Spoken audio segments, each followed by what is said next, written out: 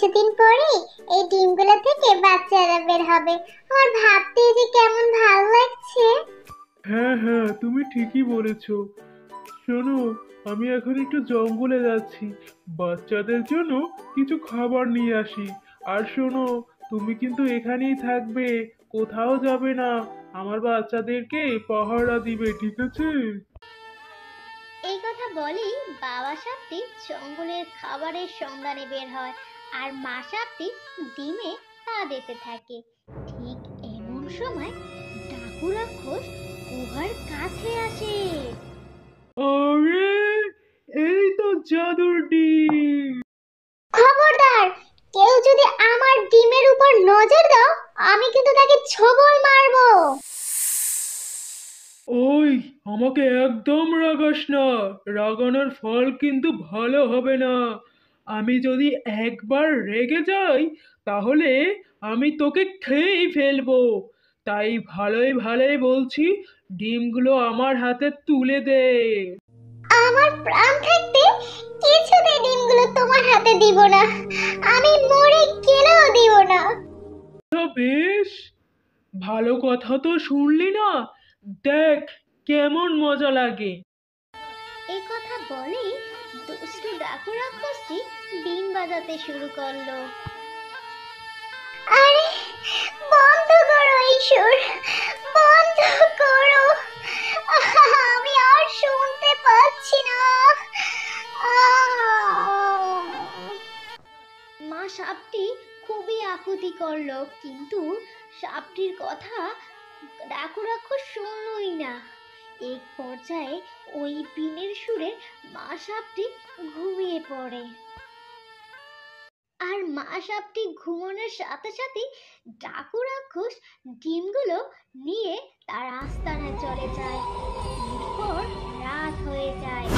রাতের আধারে ডাকু রাক্ষস একটি যজ্ঞ শুরু করে। যে যজ্ঞ সম্পন্ন করে সাপের ডিমগুলো খেলেই ডাকু রাক্ষস অমরত্ব লাভ করবে। এদিকে বাবা সাপটি খাবার নিয়ে বাসায় ফিরে আসে। আরে এ কি, তুমি ঘুমাচ্ছ কেন এই অসময়ে? আমাদের 3টি ডিমই বা কোথায়? ওই দুষ্ট ডাকু রাক্ষস বিন বাজিয়ে আমার থেকে 3টি ডিম কেড়ে নিয়েছে। আমি কিচ্ছু করতে পারলাম না। আরে এসব তুমি কি বলছো?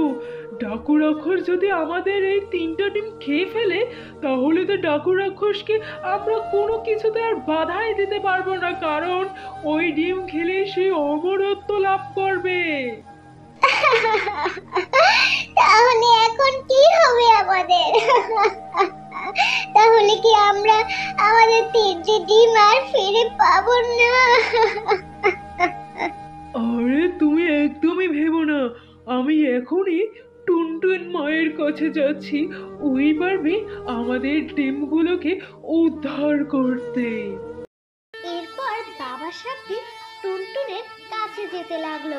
ঠিক এমন সময় ওরে বাবা, সাপ, সাপ, আমার ভয় লাগছে। এই যাও যাও, তুমি আমার কাছে এসেছো কেন? চলে যাও চলে যাও, আমি তো তোমার কোনো ক্ষতিই করিনি।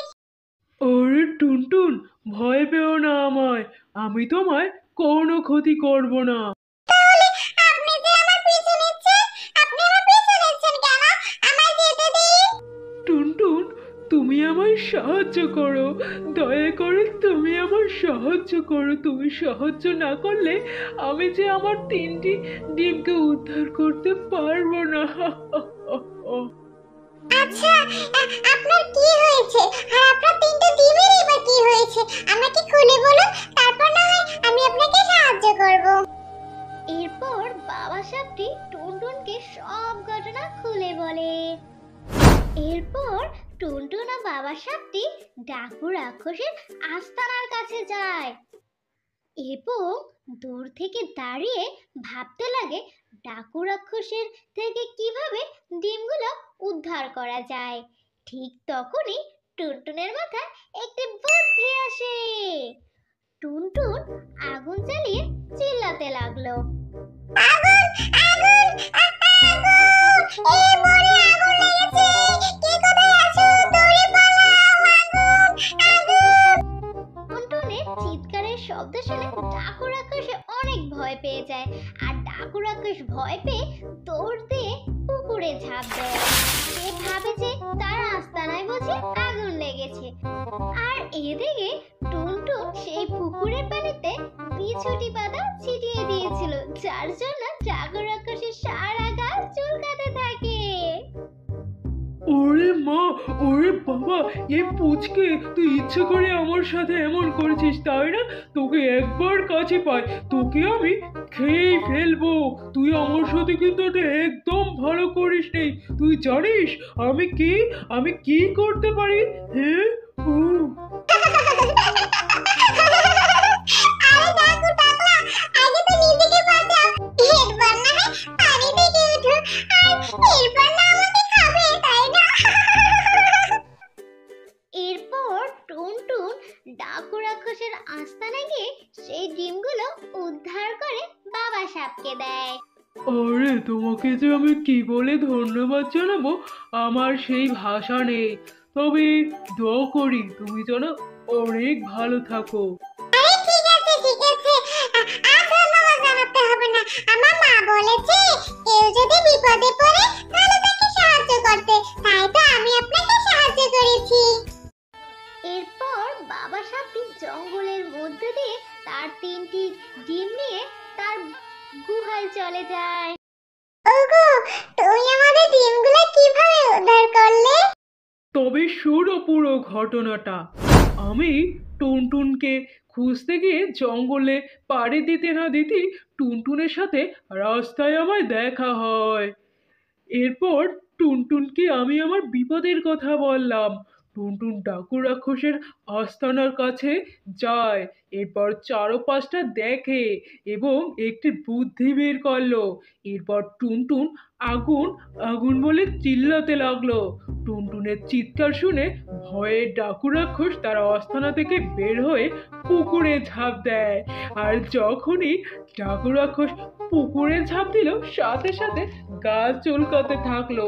আর এই সুযোগই টুনটুন আমাদের 3টি ডিমগুলো উদ্ধার করে আমাকে দিয়ে দিল।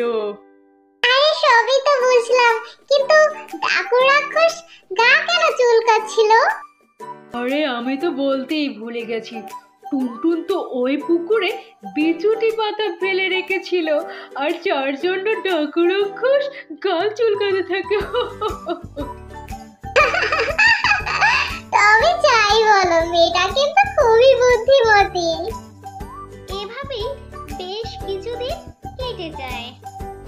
এরপর একদিন ওই চাদর 3টি ডিম থেকে বাচ্চা ফুটে।